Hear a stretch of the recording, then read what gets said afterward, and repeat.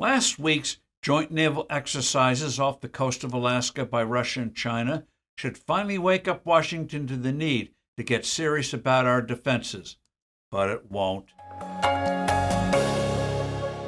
Hello, I'm Steve Forbes, and this is What's Ahead, where you get the insights you need to better navigate these turbulent times.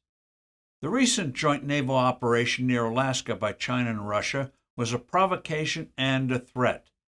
The ships stayed within international waters, but the two dictatorships were sending a message.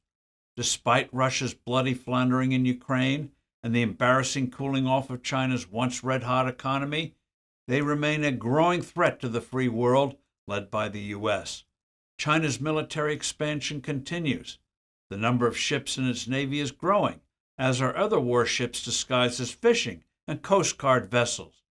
Beijing isn't shy about using this expanding armada to take control of disputed atolls and to establish suzerainty over international waterways, including the critical South China Sea. Beijing is telling the world that China will become the preeminent global power that countries should prepare themselves to come to terms with. Meanwhile, Biden is reducing the number of our naval ships. The U.S. could only muster 4 destroyers and a reconnaissance plane to shadow those 11 Russian and Chinese warships.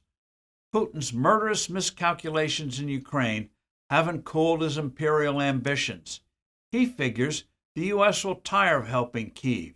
He takes heart in isolationist, anti-Ukrainian sentiments among a number of Republicans and far-left Democrats. He is pleased that his nuclear saber-rattling has scared off the Biden administration from providing the weaponry Ukraine needs to win the war. Biden still hasn't delivered promised tanks and continues foot-dragging on getting Ukraine F-16s.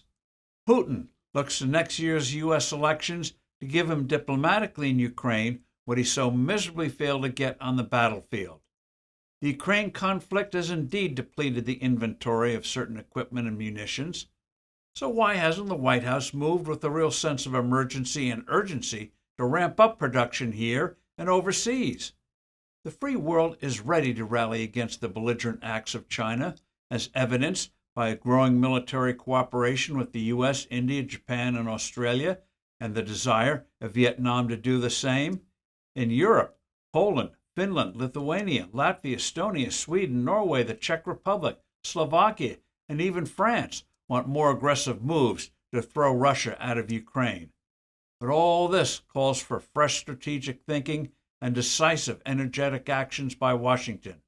And sadly for us in the free world, Joe Biden's team has been unable and unwilling to do this.